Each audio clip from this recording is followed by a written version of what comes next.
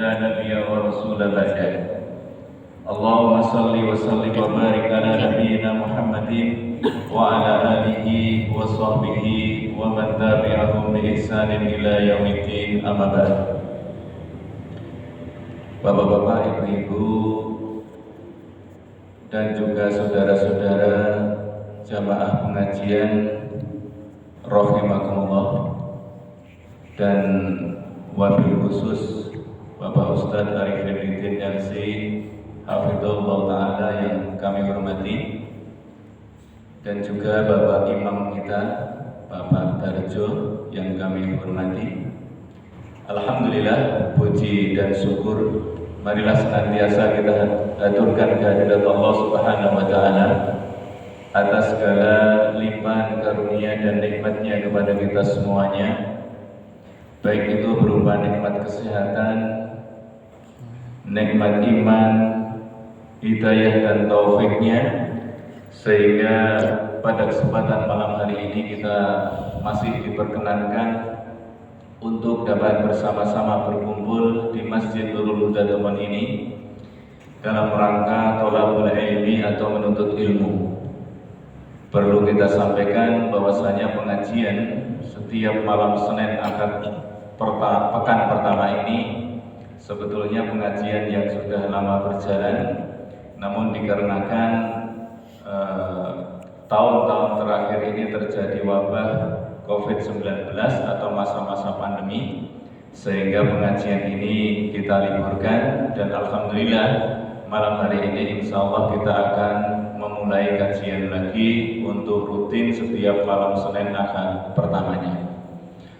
Salawat dan salam semoga senantiasa tetap tercurah kepada Nabi kita yang mulia, Nabi Agung Muhammad Sallallahu Alaihi Wasallam, juga kepada keluarganya, para sahabatnya, dan seluruh umatnya yang senantiasa setia mengikuti tuntunannya hingga akhir zaman nanti. Bapak-bapak, ibu-ibu jamaah pengajian rahimani wa rahimakumullah, sebetulnya pengajian rutin kita membahas sebuah kitab, yaitu Al-Firqatun Najiyah wa Taifah Al-Mansurah, atau Jalan Golongan yang Selamat, hasil karya dari Syekh Muhammad Jamil Zainul.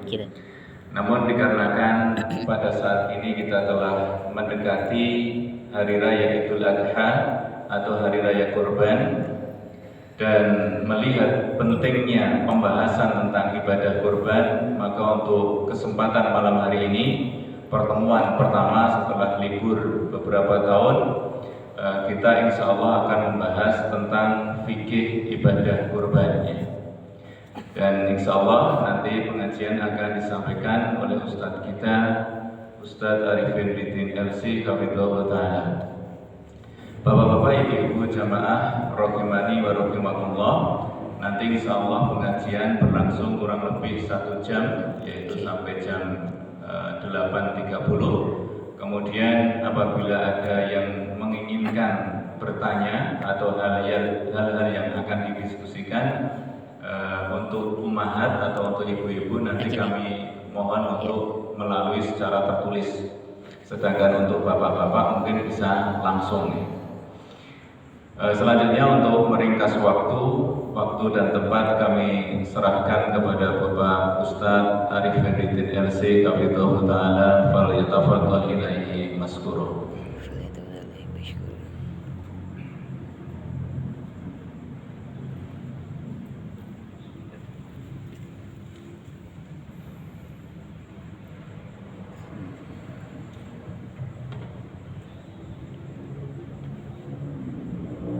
Assalamualaikum warahmatullahi wabarakatuh. Waalaikumsalam warahmatullahi wabarakatuh. Alhamdulillahi rabbil alamin, alladzi anzala al-Qur'ana bilisanin arabiyyin. Ashhadu an la ilaha illallahul malikul haqqul mubin, wa ashhadu anna Muhammadan khatamun nabiyyin. Salawatullahi wa salamuhu ala asyrafil mursalin Muhammadin al-amin wa ala alihi tahirin wa ashabihi tayyibin wa man tabi'ahum bi ihsanin ila yaumiddin. Allah Subhanahu wa taala mengingatkan seluruh umat manusia, ya ayyuhan nasu taqu rabbakumul ladzi khalaqakum min nafsin wahidah wa khalaqa minha zawjaha wa batha minhuma rijalan katsiran wa nisaa'a wattaqullaha alladzi tasaaluna bihi wal arham innallaha kana 'alaikum raqiba. Dan mengingatkan orang-orang yang beriman khususnya dengan mengatakan, ya ayyuhalladzina amanu taqullaha wal tanzur nafsum ma qaddamat liwad wattaqullaha innallaha khabirum bima ta'malun. Demikian dua ayat yang dibaca oleh Rasulullah SAW ketika beliau berkhutbah, ketika beliau memberikan tausiah, dan ketika beliau menasihati para sahabat, yaitu ayat yang pertama surat An-Nisa dan ayat yang ke-18 dari surat Al-Hasyr sebagaimana disebutkan di dalam Sahih Muslim. Dan Imam An-Nawawi juga mengingatkannya di dalam kitab Riyadhus Shalihin. Bapak-bapak, ibu-ibu yang saya hormati, kaum muslimin dan muslimat yang dimuliakan Allah, mudah-mudahan Allah selalu memberikan rahmatnya kepada kita semua, sebagaimana yang sudah kita ketahui bersama pada pekan pertama, ya, itu biasanya kita membahas kitab Al-Firqatun Najiyah. Namun pada kesempatan ini, ya karena mendekati berkurban, sehingga kita akan membahas tentang fikih ibadah kurban. Sebagaimana yang sudah kita maklumi bersama, yang namanya berkurban merupakan ibadah yang agung dan mulia yang memiliki banyak keutamaan dan keistimewaan. Oleh karena itu penting untuk kita perhatikan. Yang pertama, karena Allah Subhanahu wa taala memerintahkan, ya, di antaranya Allah mengatakan fasholli li rabbika wanhar, dan sholatlah, ya, untuk Rabbmu, wanhar, dan berkorbanlah. Begitu juga Allah Subhanahu wa taala mengatakan dalam surat Al-An'am, inna sholati wa nusuki wa mahyaya wa mamati lillahi rabbil alamin. Ya, di situ dijelaskan wa nusuki, yang dimaksudkan adalah, ya, berkorbanku, ya, nusuk, ya. Oleh karena itu yang namanya akikah, ya, itu sebenarnya yang sahih nasikah, ya, sebagaimana dijelaskan oleh para ulama. Namun karena masyhurnya akikah, ya, sehingga menggunakan istilah akikah, ya. Yang lebih tepat adalah nasikah sebagaimana dijelaskan oleh para ulama. Yang namanya berkorban, ya, sekali lagi ini merupakan perintah dari syariat, sehingga kita menjalankannya merupakan ibadah yang agung dan mulia. Yang kedua, yang namanya berkorban itu adalah menyisihkan harta yang kita miliki untuk membeli binatang kurban dalam rangka menjalankan syariat. Maka sebenarnya Ini ujian dari Allah Subhanahu wa taala tatkala manusia sangat suka terhadap hartanya. Ya, maka diuji untuk menyisihkan harta yang sangat disukainya. Ya, kemudian ya dikorbankan atau katakanlah untuk membeli binatang korban lalu ya untuk berkorban. Enggak berubah. Enggak. Maka dalam hal ini berarti manusia berusaha membuktikan cintanya kepada Allah, bahwasanya Allah lebih dicintai, disukai daripada harta yang dimilikinya. Sebagaimana Nabi Ibrahim alaihissalam itu membuktikan cintanya kepada Allah lebih daripada segala-galanya, termasuk dari putranya yang sangat dicintai, yang sangat disayangi, yang sangat dibanggakan dan sangat diharapkan bisa meneruskan perjuangannya sebagai Nabi dan Rasul.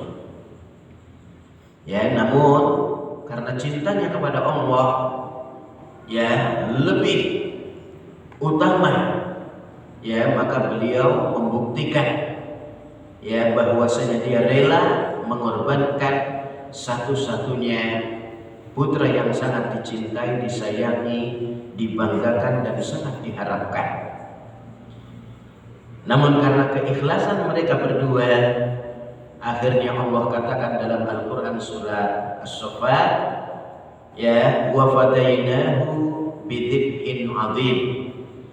Kemudian kami tebus dia, ya yaitu Nabi Ismail, bidhibhin adzim, dengan sembelihan yang agung. Sehingga yang namanya orang berkorban membuktikan cintanya kepada Allah lebih daripada segala-galanya. Sekaligus ya dalam hal ini berarti yang namanya berkorban ya menghidupkan sunnah Nabi Ibrahim alaihissalam agar seseorang cinta kepada Allah lebih daripada segala-galanya. Kemudian yang selanjutnya yang namanya berkorban ya adalah ittiba'ur Rasul sallallahu alaihi wasallam, mengikuti Rasulullah sallallahu alaihi wasallam ya karena beliau melakukannya ya berkorban dengan 2 ya kambing. Ya, ini menunjukkan boleh yang namanya berkorban. Ya, boleh 2 kambing, 3 kambing dan seterusnya. Walaupun 1 itu sudah mencukupi. Ya. Kemudian yang namanya berkorban itu merupakan bukti takwa seseorang kepada Allah. Karena yang namanya syariat berkorban, ya orang mengagungkan syiar ini dan mengagungkan syiar berkorban, ya itu adalah dari ketakwaan seseorang. Wa may yu'azzim sya'airallah fa innaha min taqwal qulub. Ya, dan siapa yang mengagungkan syiar-syiar Allah, maka sesungguhnya itu muncul dari ketakwaannya hati. Begitu juga yang namanya berkorban, ya sebenarnya adalah untuk mempersatukan umat Islam, ya agar mereka si kaya dan si miskin saling bahu membahu, karena mereka akan makan bersama. Ya, jadi bukan cuma orang-orang miskin saja yang neteli atau yang mengelola, tapi bersama-sama. Baik yang berkorban maupun yang tidak berkorban, baik yang kaya maupun yang miskin. Ya, dan semuanya bersatu padu, bergotong royong, ya bekerja sama menyembelih dan mengelola daging kurban. Ya, ini mengeratkan ukhuwah. Ya, apalagi mereka bisa merasakan sama-sama ya daging sembelihan. Ya entah itu daging sapi atau daging kambing atau daging unta, begitu. Ya, dirasakan oleh si kaya dan si miskin. Dan yang namanya berkorban itu memperlihatkan persatuan dan kesatuan umat Islam. Setelah mereka bersama-sama hari raya Idul Adha, maka mereka sama-sama ya juga di dalam menyembelih. Oleh karena itu ya yang namanya sholat Idul Adha ataupun juga sholat Idul Fitri, begitu juga yang namanya menyembelih itu di tanah yang luas, tanah yang lapang, agar kaum muslimin bisa berkumpul di situ sehingga kelihatan persatuan dan kesatuan umat Islam. Baiklah, bapak-bapak, ibu-ibu yang saya hormati, kaum muslimin dan muslimat yang dimuliakan Allah, berkaitan dengan ya berkorban. Setelah kita mengetahui pentingnya berkorban dan kedudukannya ya di dalam Islam, ya kita akan membahas beberapa poin berkaitan dengan berkorban. Yang pertama berkaitan dengan hewan kurban. Ya, berkaitan dengan hewan kurban. Yang namanya binatang kurban itu min bahimatil an'am, dari binatang ternak. Ya, maka nggak boleh selain binatang ternak. Dalam hal ini adalah kambing atau sapi atau yang sejenisnya atau unta. Ya, itu untuk hewan kurban. Ya, maka nggak boleh seseorang berkorban pakai ayam, kan Allah nggak memberatkan seseorang kecuali sesuai dengan kesanggupannya. Saya sanggupnya korban ayam. Nggak boleh, itu bukan binatang kurban soalnya ayam. Ya, nggak boleh pakai itu. Ya, walaupun menggunakan dalil la yukallifullahu nafsan illa wus'aha. Ya, ya, jadi nggak boleh. Ya, begitu juga. Ya, seseorang berkorban yang lebih gede dari itu, gajah misalnya, nggak boleh korban dengan gajah. Wah, saya akan ya korban yang paling ya, besar ya, dari hewan-hewan yang ada, nggak boleh, karena ini bukan min bahimatil an'am. Ya, nggak boleh seseorang berkorban gajah. Atau mungkin dia punya kuda. Wah, itu kan mirip-mirip. Udahlah, saya mau korban kuda. Kuda itu bukan binatang korban. Kalau misalnya seseorang menyembelih kuda, kemudian dia makan dagingnya dan memberi pada orang-orang, boleh. Tapi kuda itu bukan binatang korban. Ya, jadi binatang korban sudah ditentukan oleh syariat. Ya, maka nggak boleh berkorban dengan selain binatang yang sudah ditentukan oleh syariat, nggak boleh. Wah, saya punya monyet tapi nyakar terus, besok tak korban karena monyet saya. Nggak boleh korban pakai monyet. Ya, walaupun harganya mahal. Ya mungkin ya lebih mahal dari kambing misalnya, nggak boleh tetap. Karena itu bukan binatang ternak. Ya. Ini yang pertama, min bahimatil an'am. Ya, masih berkaitan dengan hewan kurban, dipilih hewan kurban. Ya, pertama dari min bahimatil an'am, dari binatang ternak. Kemudian yang kedua yang sehat. Ya, kemudian yang tidak cacat, ya, tidak sakit-sakitan, ya, tidak kurus banget, ya. Cacat dalam hal ini baik pincang, ya, atau mungkin matanya cuma melek sebelah, nggak boleh. Ya. Kecuali kalau cacatnya hadis. Ya, cacatnya baru. Seseorang sudah menentukan binatang kurban yang sehat, jasmaninya luar biasa.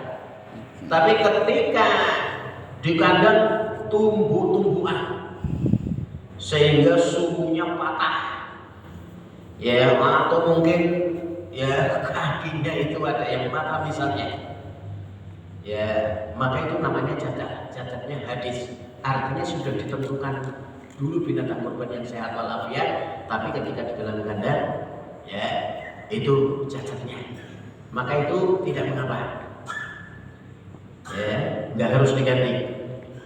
Atau mungkin ketika mau disembelih, itu anak-anak nyabet binatangnya, ayo cepat ke lapangan, begitu. Tapi ternyata nyambutnya ada yang pakai bambu sampai pincang kakinya, dengklang. Duh, kamu nyabut keras-keras, jadi pincang tuh. Ayo ganti. Enggak, itu namanya cacatnya hadis. Ya, cacatnya baru. Artinya sudah ditentukan dulu. Ya.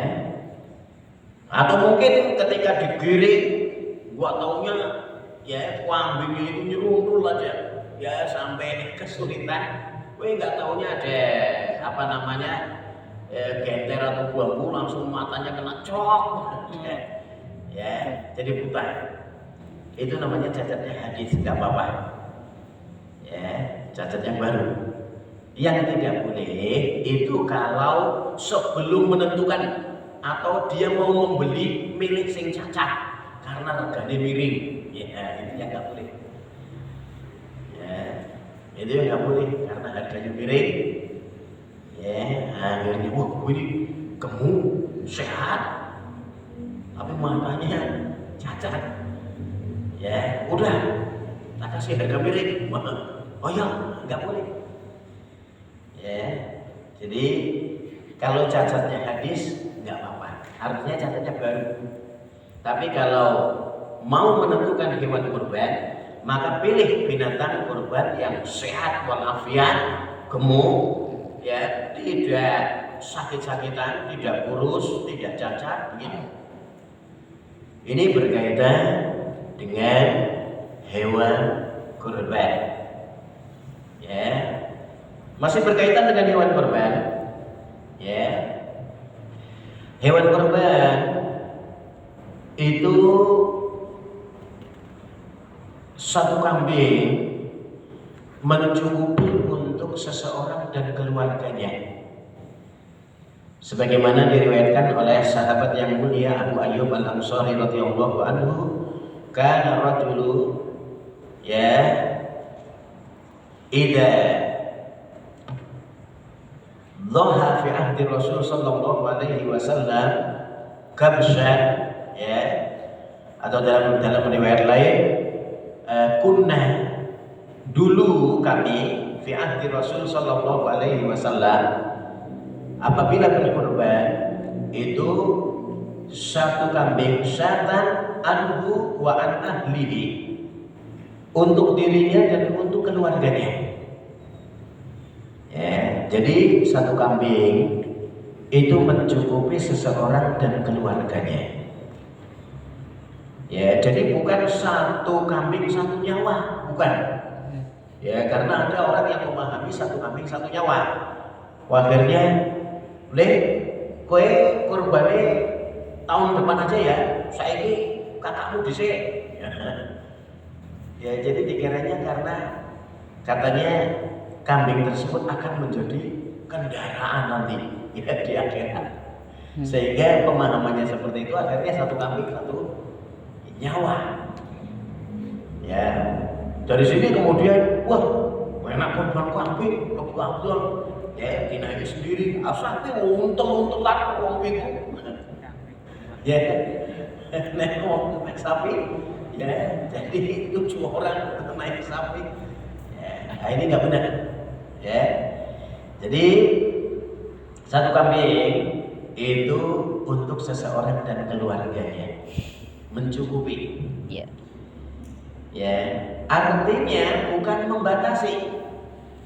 Kalau misalnya seseorang kepingin kurban 2 kambing atau 3 kambing atau mungkin 1 sapi, ya boleh.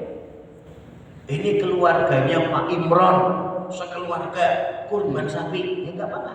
Apa ya? Ya, atau kurban 5 kambing, nggak apa-apa. Ya,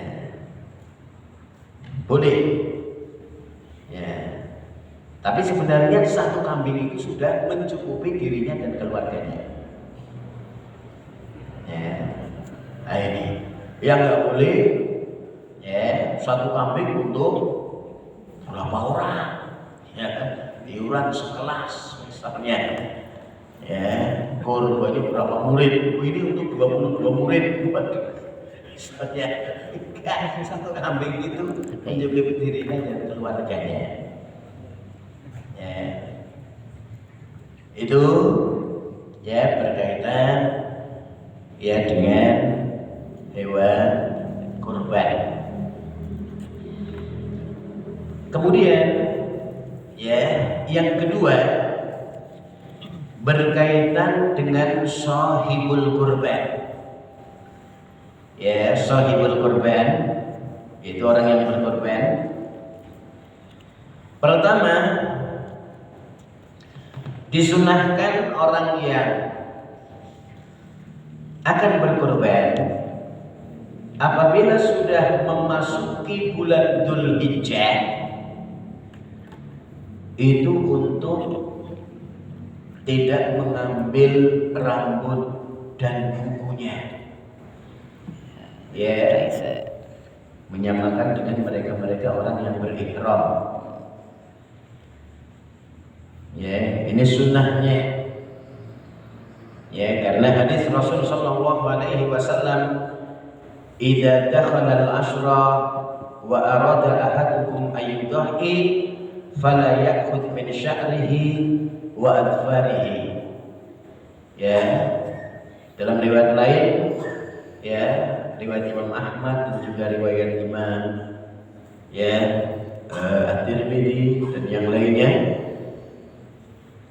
yaitu juga ya termasuk Imam Al-Bukhari, ya karena Imam At-Tirmidzi muridnya Imam Al-Bukhari, ya itu dengan lafaz yang lain tapi intinya sama. Ya, idza arada ahadukum ayyudhi, ya idza dakhala al-ashra, apabila sudah memasuki 10, maksudnya 10 awal Dzulhijjah. Ya, 10 awal Dzulhijjah yang memiliki keutamaan. Ya, 10 awal bulan Dzulhijjah itu yang disebutkan dalam Al-Qur'an, wal fajri wa layalin ashr, sebagaimana disebutkan oleh sahabat yang mulia Abdullah bin Abbas.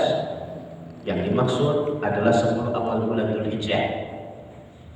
Dan di situ Rasul sallallahu alaihi wasallam mengatakan, "Ma min ayyamin al-amalus salih ya khairun ya min hadhihi al-ayyam, yakni ayyamul ashr." Tidak ada hari-hari yang beramal saleh di hari-hari tersebut lebih baik. Dalam riwayat lain, khairun wa ahabbu ilallah, lebih baik dan lebih disukai oleh Allah daripada hari-hari ini, yaitu 10 awal bulan Dzulhijjah. Ini keutamaannya 10 awal bulan Dzulhijjah. Ketika seseorang bertanya, walal jihad fisabilillah ya Rasulullah, tidak juga jihad fisabilillah, walal jihad fisabilillah illa rajulun kharaja bi nafsihi wa malihi ya walam yarji min dzalika bi syai', kecuali seseorang yang keluar dengan harta dan jiwanya kemudian tidak pulang membawa apa-apa. Ya, maksudnya pulang tinggal namanya saja.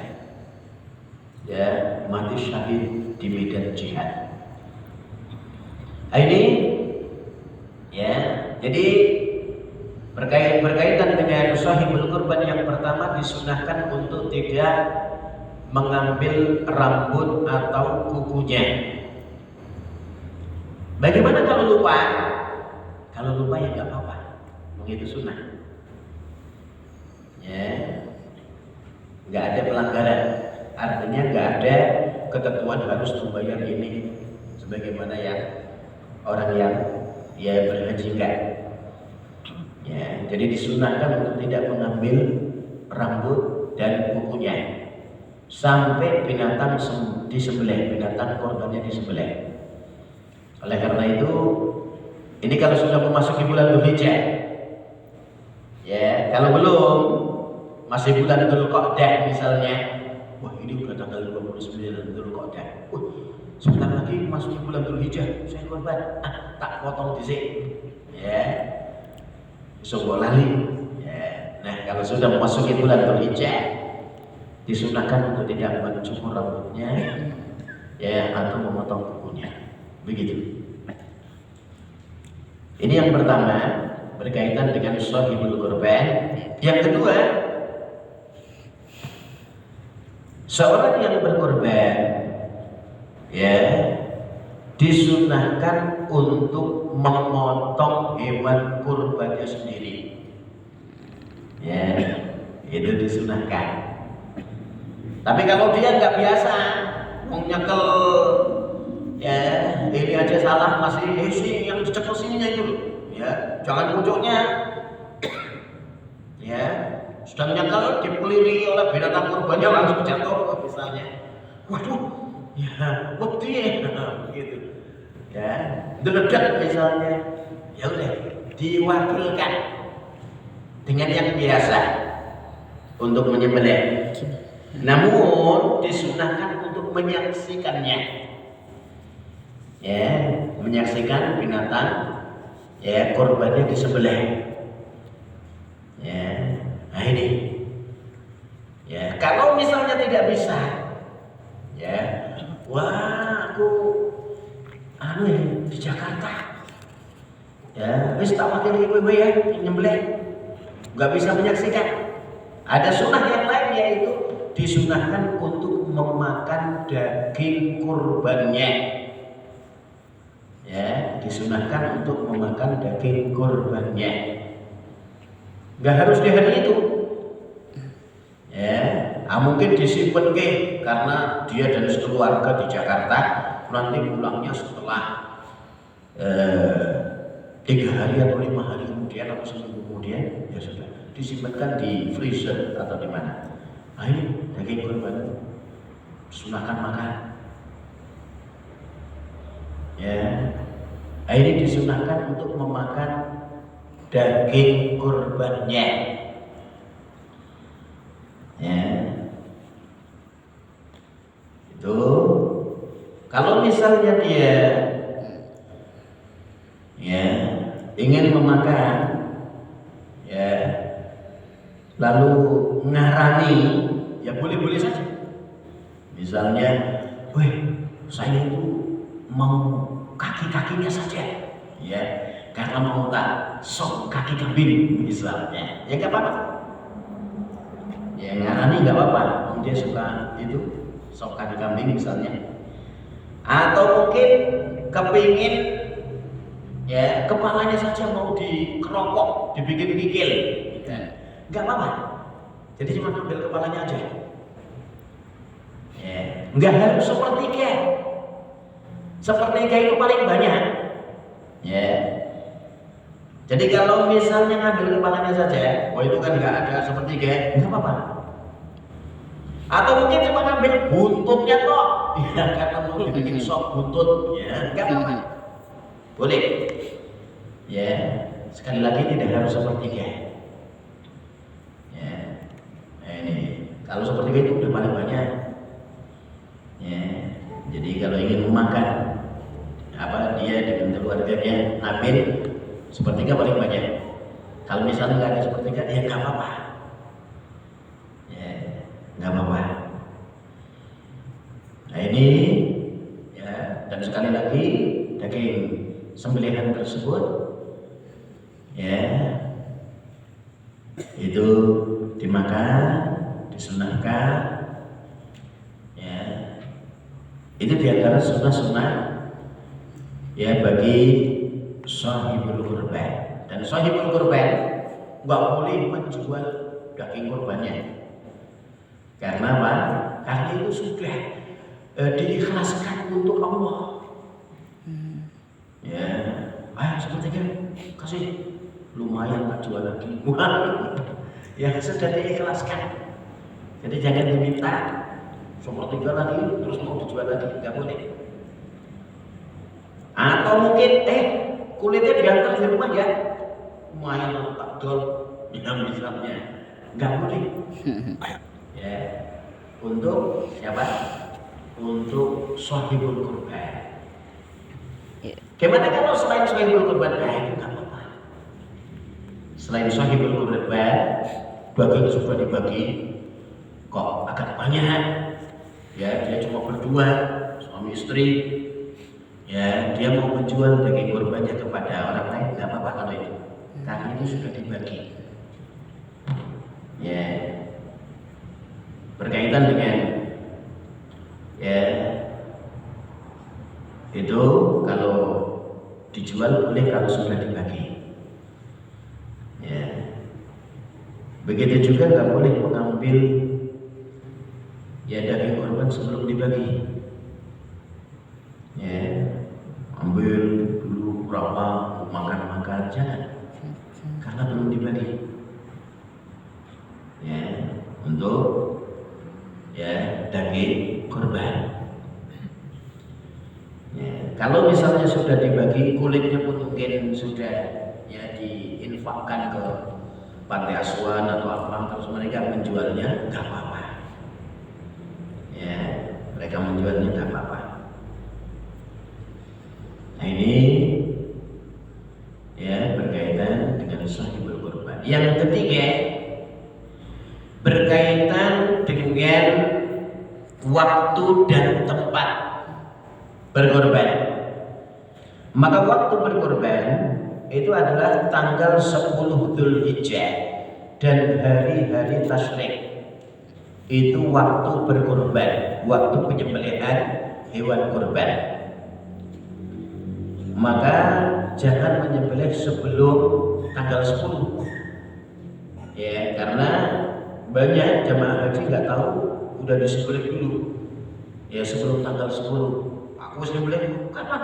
Ini tak saksikan sendiri. Ini ya sekarang tanggal 10-nya. Ya. Disuruh kemarin ngomong Solo bukan. Enggak benar. Ya, jadi berkorban itu ya 10 Dzulhijjah.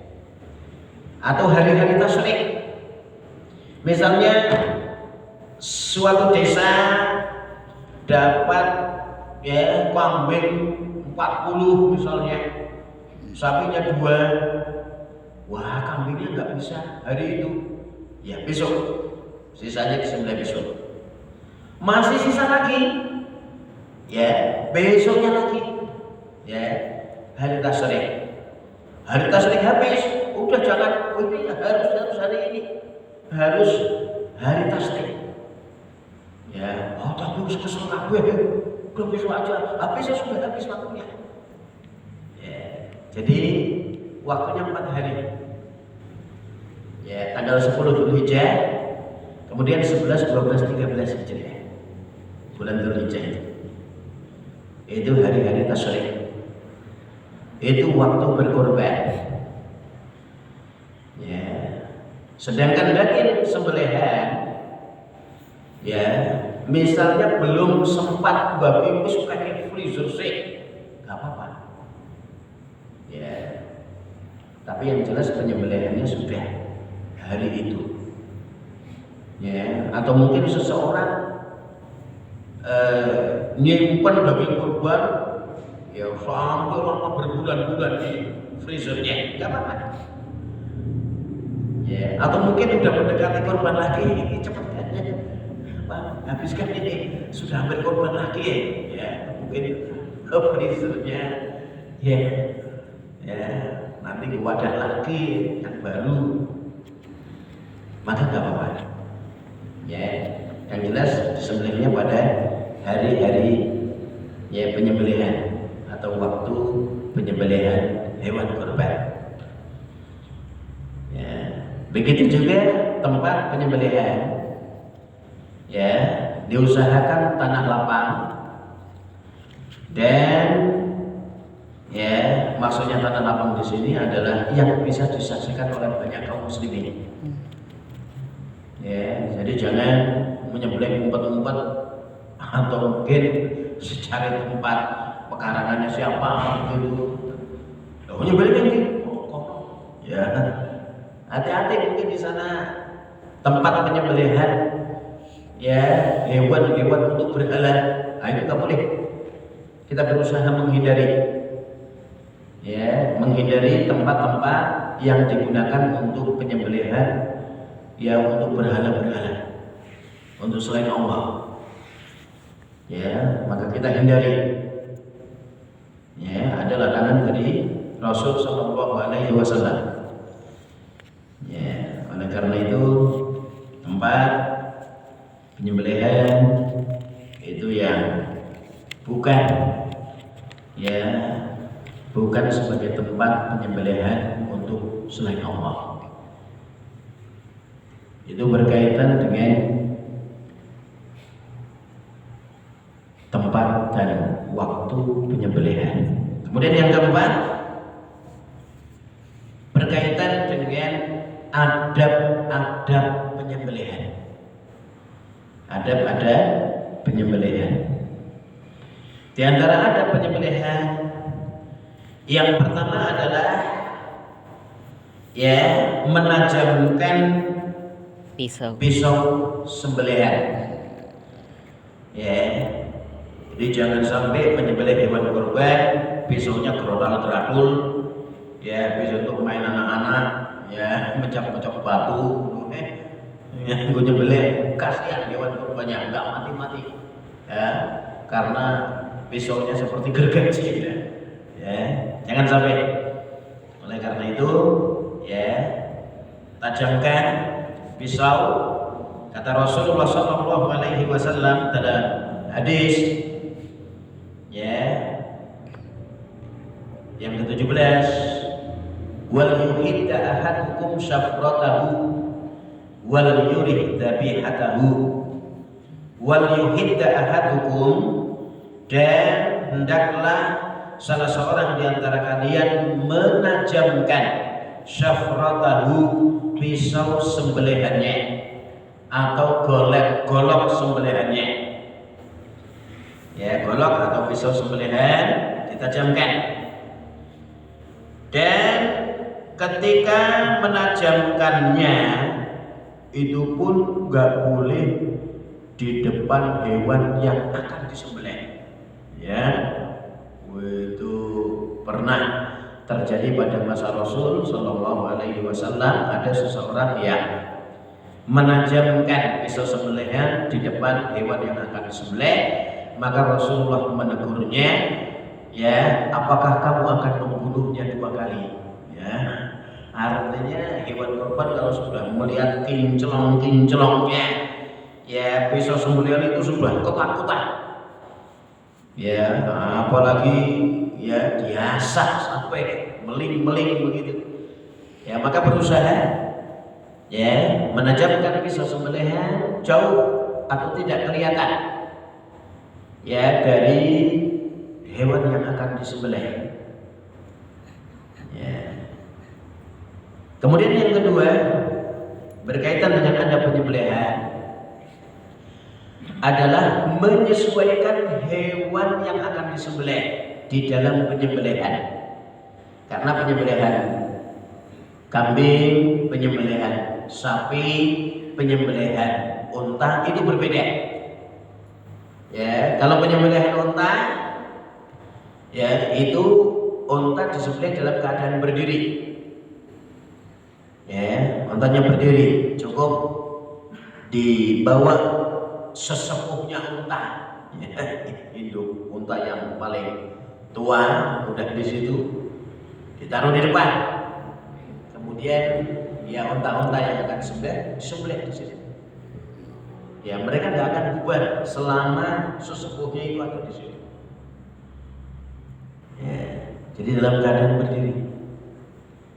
Sapi ya disembelih ya itu ya cara merobohkannya itu kasihan itu. Banyak orang-orang yang nggak tahu merobohkan sapi. Wah, akhirnya ada yang diikat terus dimasuki bambu kemudian dibanting, diseret, ditindih wong-wong lemu-lemu ya dan seterusnya. Nah, itu kasihan itu sapinya berobat, stres duluan itu.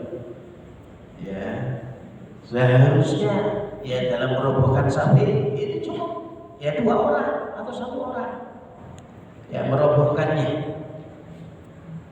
Ya, jadi ya enggak banyak orang apalagi dikepung biar enggak lunak, biar enggak lepas sapinya. Wah itu yang ada stres sapinya, kok sana ada orang, wah bingung. Ya, ayo banting, merobohkan. Ya, nah, bisa dilihat itu sudah ada tata cara merobohkan sapi ya sehingga tidak menyiksa. Ya, tidak menyiksa. Karena itu kata Rasul, wal yurih dzabihatahu, dan hendaklah mengepenakkan sembelihannya. Mengepenakkan itu apa? Ya. Membuat nyaman hewan yang disembelih. Jadi jangan membuat stres hewan yang disembelih. Ya. Jadi berusaha untuk membuat nyaman hewan yang akan disembelih. Ya. Yaitu berbuat ihsan. Ya, berbuat ihsan. Kata Rasul sallallahu alaihi wasallam dalam hadis yang ke-17, Innallaha katabal ihsana ala kulli syai'in. Sesungguhnya Allah menetapkan atau mewajibkan al-ihsan, yaitu berbuat ihsan ala kulli syai'in, terhadap segala sesuatu. Fa idza qataltum fa ahsinul qitlata. Maka apabila kamu membunuh, ya fa ahsinul qitlata, maka berbuat baiklah di dalam membunuh. Ya, bagaimana membunuh yang baik? Bukan kasih makan dulu ya, sebuah mati. Bukan. Ya, akan tetapi ya maksudnya berbuat ihsan di dalam membunuh. Yang namanya membunuh itu adalah menghilangkan nyawa. Bagaimana membunuh yang langsung mati begitu? Itu namanya berbuat ihsan dalam membunuh. Ya, termasuk membunuh. Ya, katakanlah tikus, ya, pukul biar langsung mati, begitu. Ya, jadi jangan malah dikerahkan kemudian digantung, ya, kepalanya di bawah, buntutnya di atas, digantung, kemudian kuku-kukunya diprotoli pakai gunting, ya nggak bisa itu, ya, kemudian, ya. Disunduhi pakai besi panas, itu namanya penyiksaan. Ya, penyiksaan. Atau membunuh nyamuk, katakanlah begitu. Nyamuk kalau dibunuh ceprek, itu udah langsung mati. Jadi jangan plastik. Ya, kemudian baru kakinya diprotoli, sayapnya diprotoli. Nah, udah begitu kemudian ngambil peniti terus dipanaskan, disunduhi. Wah, udah nyakiti anak saya. Ya, akhirnya dia mau oget-oget aja. Gak benar, itu penyiksaan namanya. Ya, atau katakanlah membunuh kecoa begitu, jangan digunting ya bulunya, kaki-kakinya, sehingga gak bisa ya terbang, gak bisa jalan dan seterusnya. Ya, tapi membunuh yang baik, coba langsung mati. Ya, nyamuk ceplek langsung kecedel mati. Ya, begitu. Itu namanya membunuh yang baik. Begitu juga menyembelih yang baik. Ya, fa idza qataltum fa ahsinul qitlata wa idza dzabhtum fa ahsinud dzibhata. Apabila kamu membunuh maka berbuat ihsanlah dalam membunuh, dan apabila kamu menyembelih maka berbuat ihsanlah di dalam menyembelih. Ya, di antara berbuat ihsan itu tadi menajamkan pisau sembelihan, kemudian juga ya membuat kepenak hewan yang disembelih, ya, kemudian ya sebisa mungkin cepat ya di dalam menyembelih, ya. Jadi pisaunya adalah pisau yang tajam sehingga mungkin sekali atau dua kali bas sudah hilang nyawanya, ya. Jadi jangan pakai ya pisau yang nggak tajam sehingga krok nggak mati, ya, nggak mati, kasihan hewan yang disembelih. Ya, jadi itu ya, karena di dalam penyembelihan ada beberapa urat yang harus potong, termasuk dalamnya urat kehidupan di situ dipotong biar ya cepat mati. Ya, karena ada beberapa orang menyembelih sementara urat kehidupannya nggak terpotong, sehingga ya walaupun sudah disembelih tapi masih ngangguk, masih jalan, ya, masih jalan. Ya, oleh karena itu ya sembelih ya nggak perlu diinjak kepala sapinya atau kepala kambingnya, ya, jadi sampai nggak bisa gerak, ya, dibuat kepenak di dalam menyembelih. Ini ya, jadi berbuat ihsan di dalam penyembelihan. Ya, kemudian ketika mau menyembelih mengucapkan bismillahirrahmanirrahim wallahu akbar, lalu baca doa.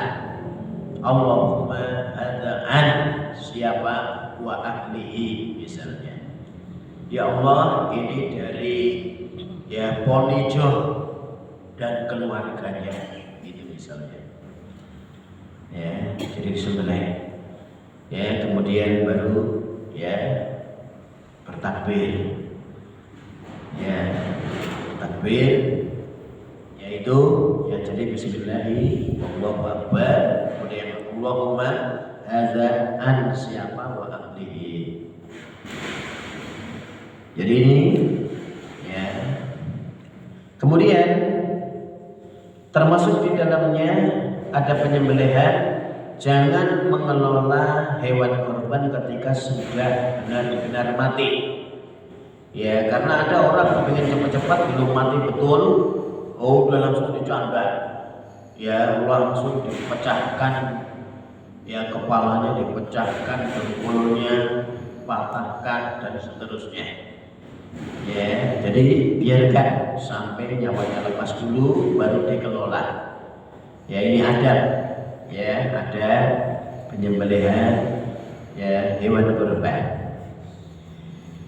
Kemudian tadi ya untuk daging kurban ini sekali lagi tidak boleh diambil sebelum dibagikan ya kepada kaum muslimin, ya. Jadi kaum muslimin yang ada ya, para baik yang kaya maupun yang miskin. Jadi bukan orang-orang miskin toh, ya, yang dapat hewan kurban. Ya, sebagian ahli ilmi ada yang memperbolehkan kepada non muslim yang mu'alaf, ya, dan yang diharapkan keislamannya, ya, yang diharapkan dia keislamannya. Ini ya, kemudian jagal ya itu tidak diberi upah dari daging kurban, ya, tapi ada upahnya sendiri jagal. Ya, apakah jagal boleh memakan daging kurban? Boleh. Pasti yang jadi jagal nggak pernah makan daging kurban nanti. Ya, jadi yang nggak boleh jagal diberi upah dari ya daging hewan kurban itu nggak boleh. Ya, sebagai upah atau apa jagalnya minta kulitnya saya mau nyembelih seorang usaha itu asalkan kulitnya aku nggak boleh. Ya karena itu kulit termasuk ya dari hewan kurban. Ya maka kasih untuk jagal sendiri. Ya ada administrasinya. Ya jadi ya kalau misalnya jagalnya dapat daging kurban ya boleh memakan ya, tapi sekali lagi upah untuk jagal tidak boleh diambilkan dari ya daging hewan kurban ya, entah itu kepalanya atau mungkin kulitnya atau kaki-kakinya dan seterusnya ya, bukan sebagai upah ya.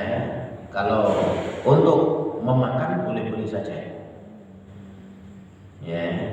Ini sekilas tentang ya kurban ya. Apabila ada hal-hal yang belum jelas ya maka bisa ditanyakan ya, dipersilakan.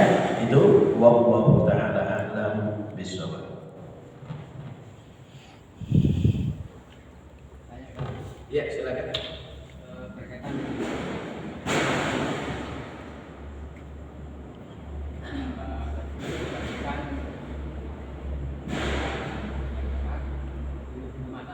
maksudnya gimana ya? Apa? Sebelum dikatakan kemudian sebagian ada yang masak kalau tidak sadar itu teknisnya kan? Ya kan diserahkan panitia. Iya. Jadi wanita nggak boleh untuk mengambil, yaitu kemudian dimasak untuk makan rame-rame. Kalau konsumsi sudah ada sendiri konsumsinya. Ya kecuali kalau misalnya sahibul kurban ada yang bersedekah. Ya, oh ya, saya ya ngambil sepertiga, kemudian kita makan rame-rame. Ya itu nggak apa-apa. Ya, atau mungkin ada non muslim yang berkurban. Ya, misalnya, ya maka itu adalah sebagai hadiah dari mereka, bukan berkurban. Maka boleh untuk dialokasikan sebagai makan-makan gitu. Ya, atau mungkin dengan cara maaf sahibul kurban, ini ada beberapa orang ya kita yang minta untuk dimasak oleh panitia, diikhlaskan gitu. Oh ya, silakan. Mungkin seperempat.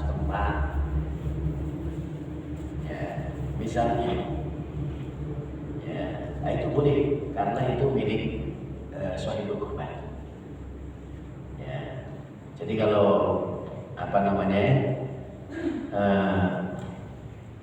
belum dibagi, maka jangan diambil dulu. Ya. Jadi banyak cara untuk ya makan. Kalau panitia itu sudah ada konsumsinya sendiri. Kalau kepingin untuk makan daging kurban duluan, ya itu tadi diantaranya yang mungkin milik sahibul kurban ya, atau mungkin punya orang yang non muslim ya, katakanlah mereka berkurban ya, partisipasi ya, sebenarnya hadiah itu untuk kita ya, boleh dialokasikan seperti itu ya. Atau mungkin dari uang konsumsi tersebut beli daging di pasar lalu dimasak juga nggak apa-apa ya, tapi bukan dari ya ambil ya daging korban tersebut. Nah ini banyak yang melakukan hal itu ya karena ketidaktahuan mereka ya, mudah-mudahan Allah mengampuni. Begitu Allah Ta'ala a'lam sebagaimana dijelaskan oleh para ulama kita. Ada lagi?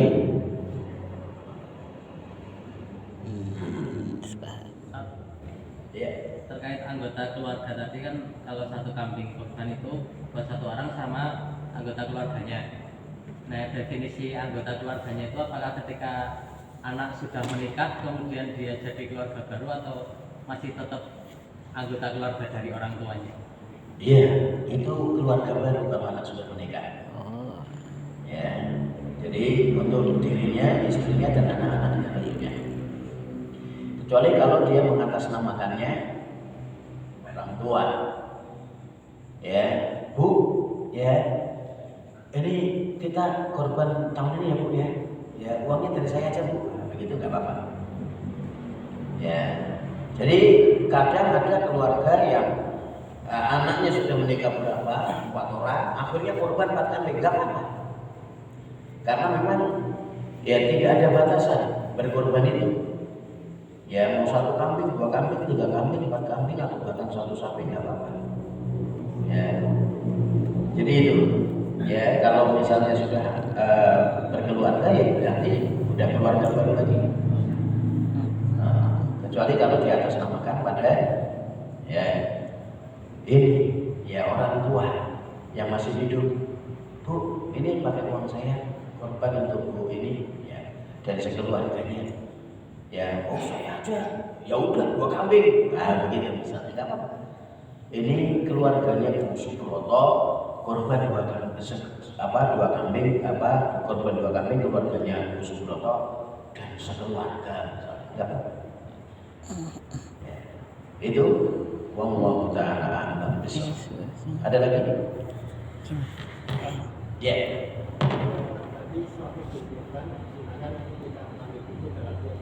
Ya. Hanya 1 aja cukup. Ya sebagian ahli ilmiah ada yang mengatakan ya kalau bisa semuanya ya maka bagus, tapi sebagian lagi mengatakan itu sulit. Ya sulit, mungkin ada keluarganya yang pergi kemana, bagaimana, ya yang tidak bersama mereka dan seterusnya. Artinya kalau memang di situ bisa semuanya untuk tidak mengambil kuku dan rambutnya maka tidak apa, ya bagus. Tapi kalau tidak bisa ya cukup 1 mewakili dari ya keluarga tersebut yang berkorban. Ini wallahu ta'ala a'lam bishawab. Ya, ada lagi?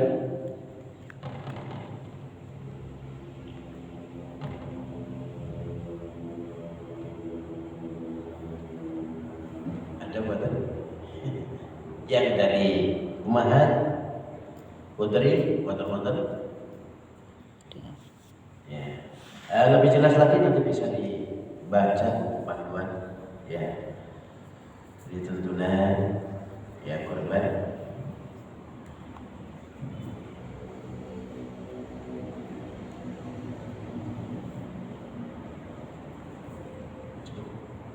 Ya, baiklah, mungkin itu saja yang perlu disampaikan.